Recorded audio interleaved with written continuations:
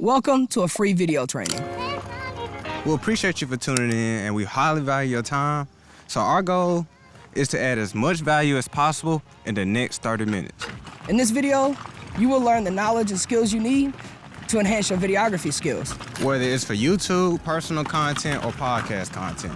We're taking 10 must-watch videos, simplifying them so you can feel more confident holding the camera. My name is JB. I'm someone who started off on an iPhone with no money to my name and now have enough equipment to run a fully functional production company. My name is Cody. I'm also someone who started with no money and no skill and has now developed myself into a full-time creator, working with top brands and educating others in this industry. Our goal is to help you gain knowledge to ensure a faster start in your career. Today we want to share 10 key topics to help you boost your videography skills. If you're someone who finds the passion behind the camera, we have a course that can help you gain the knowledge to shoot different styles of video. And just because you're watching this video today, we're going to give you 40% off. So go ahead and grab your notebook because we're about to give you 10 steps to enhance your videography skills. Part 1 is going to be best gear options.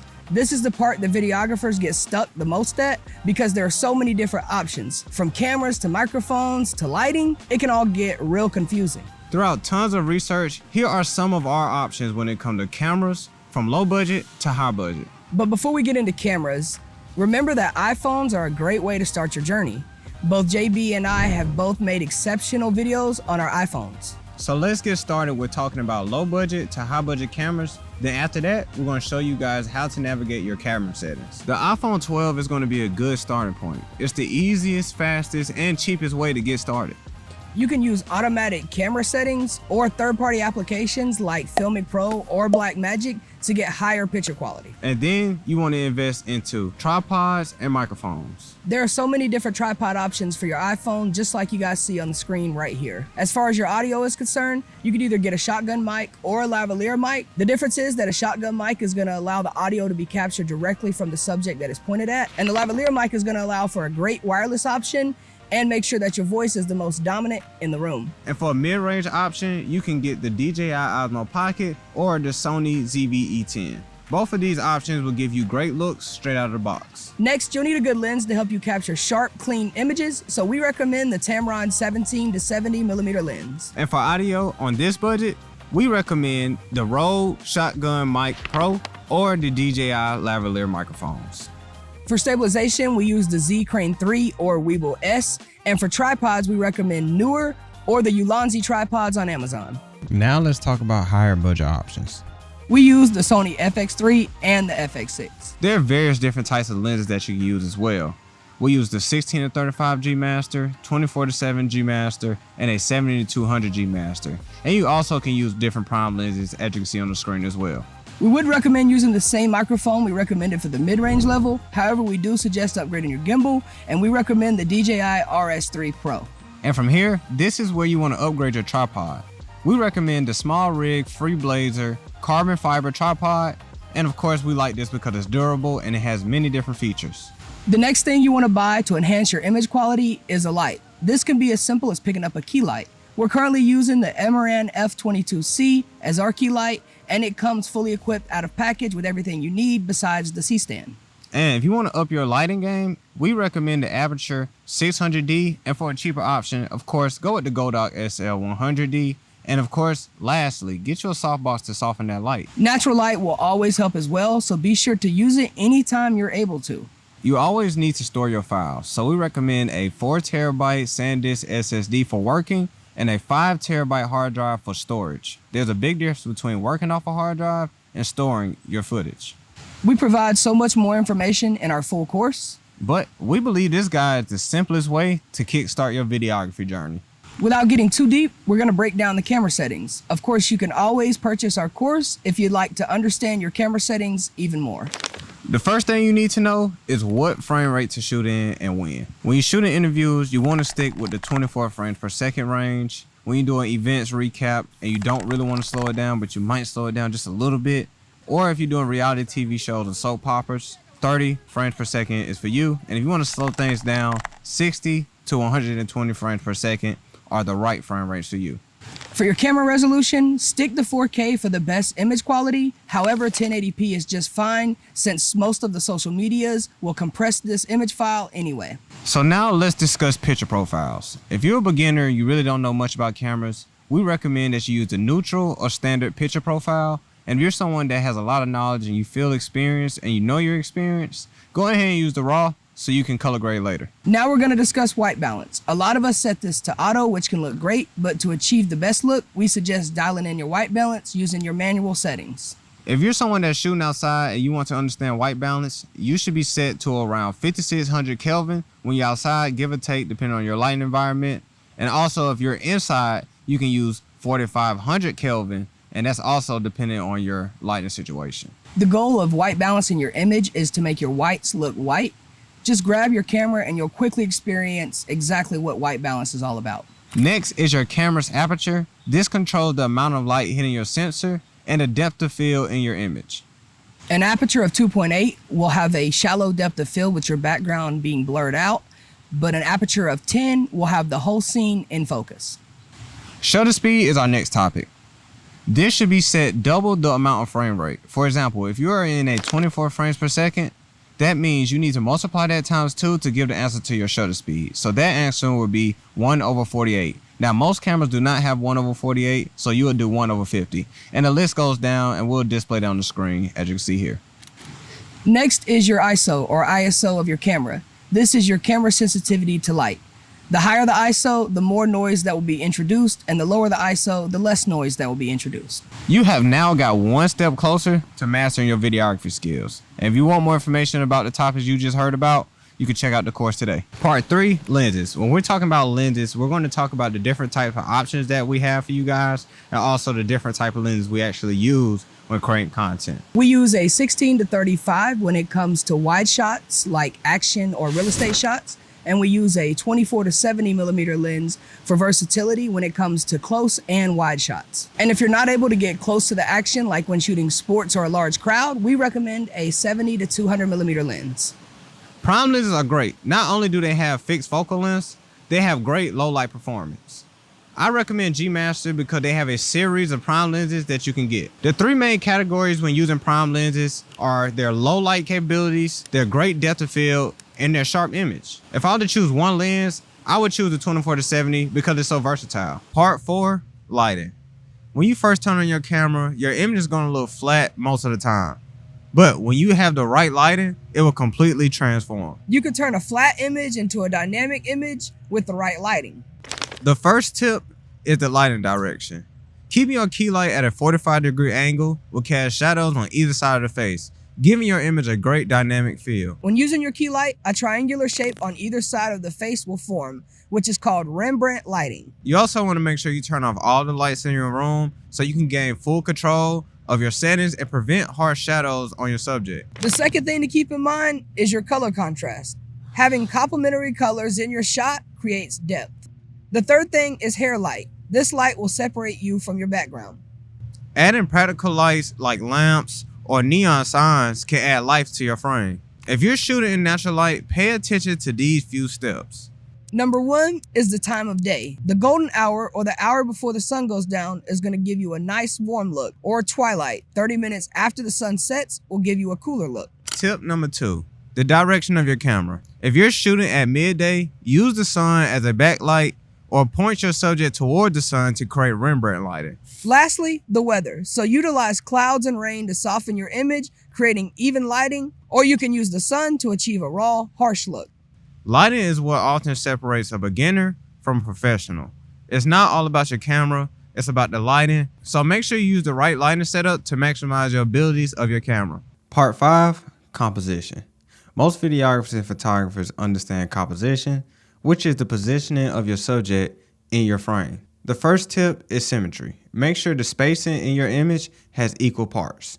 This takes us to number 2, the rule of thirds. A guideline in your camera to help you place your subject in either line or in the middle. If they're looking in one direction, you need to give them room to look. Number 3, leading lines.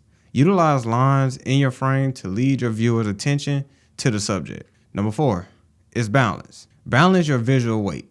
If you have a big object on one side, make sure to add another to the other side. Number 5, pattern and repetition. Finding aesthetically pleasing patterns and architects to make your visuals more appealing. Number 6, General framing. Avoid tilted horizons or cut off heads and objects. Be intentional with your shots. Number 7, focus your camera. Make sure everything is clear and in focus because unfocused shots are completely unusable. Number 8, which is depth. If you use a really low aperture and add some foreground while keeping your subject close and separating your background, which will create depth. Number 9, fill the frame. Engage your viewer by filling the entire frame with your subject. Avoid the dead spaces.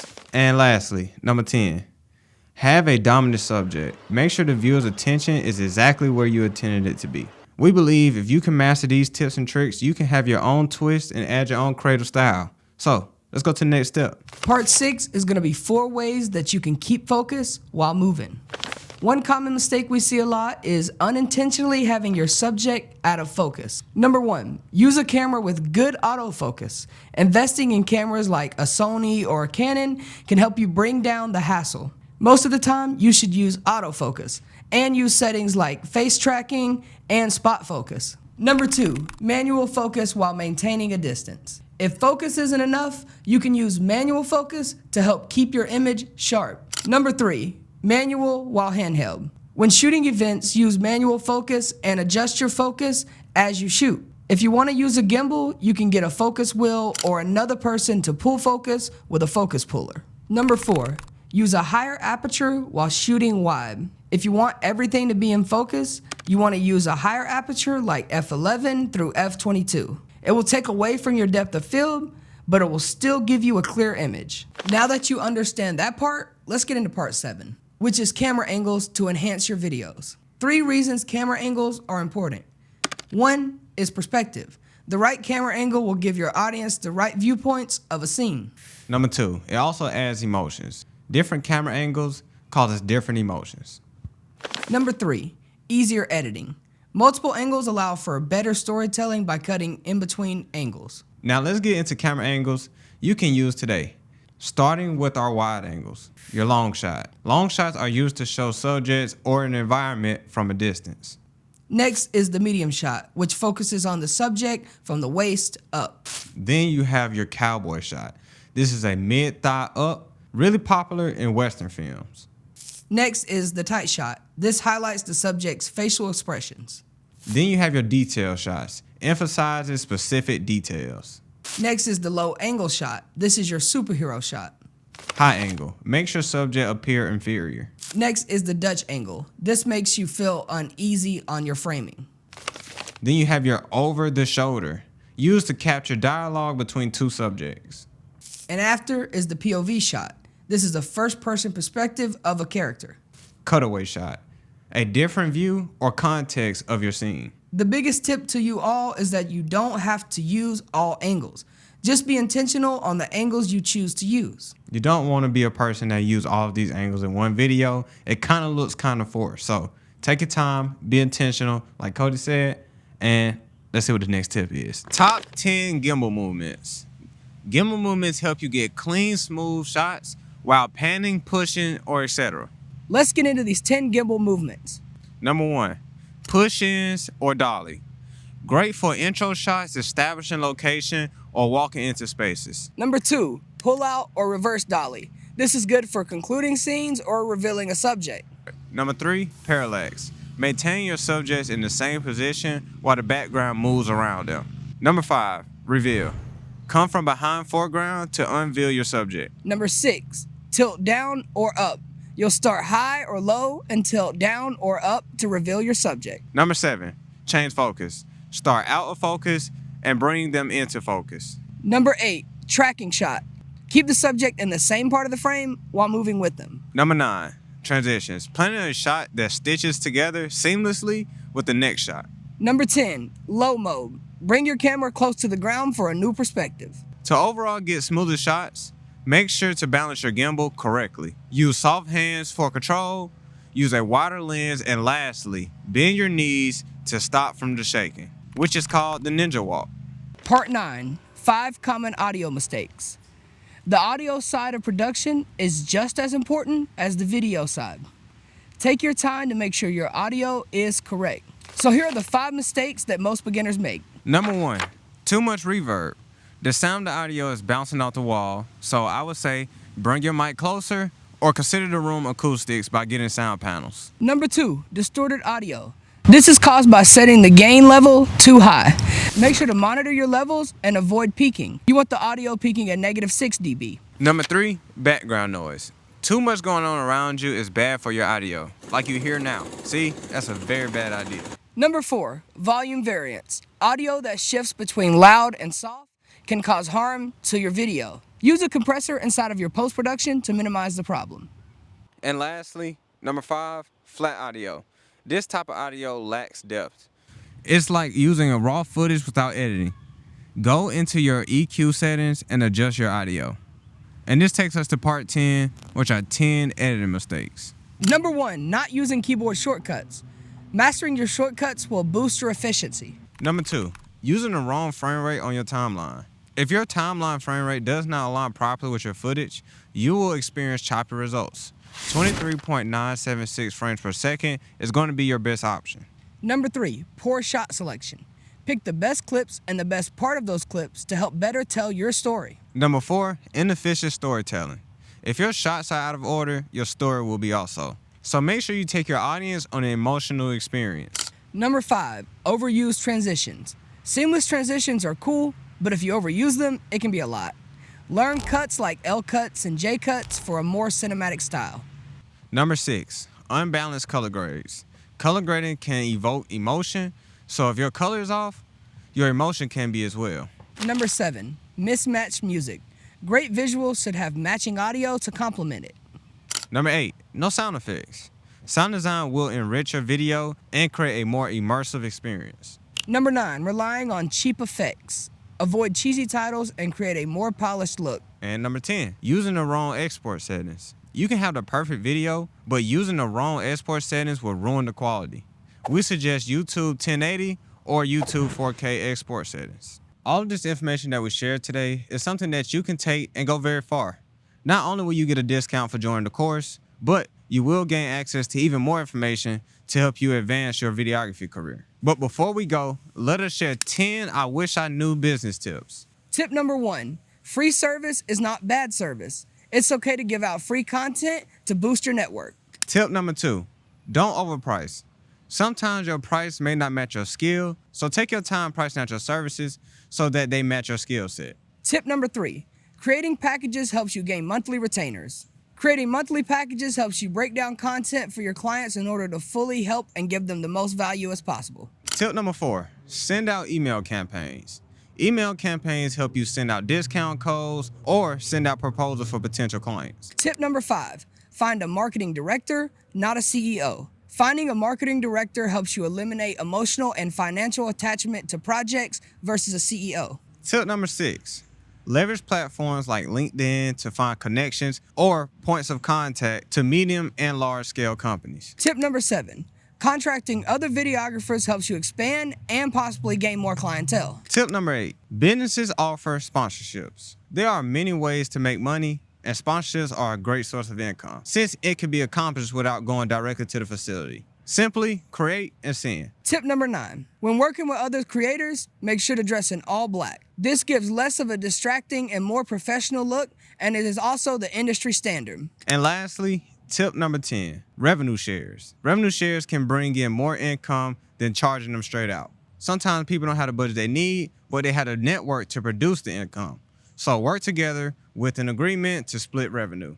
So if any of the information you got from this video today helps you improve your skills, make sure you follow us on Instagram, YouTube, and all social media platforms to not only stay connected, but to also learn how you can get access to the course at coursecreatoracademy.org. And as we promised, 40% off. Here's your access code. Go ahead and insert your code at checkout today to get started, and we can't wait to help you learn more inside of Course Creator Academy.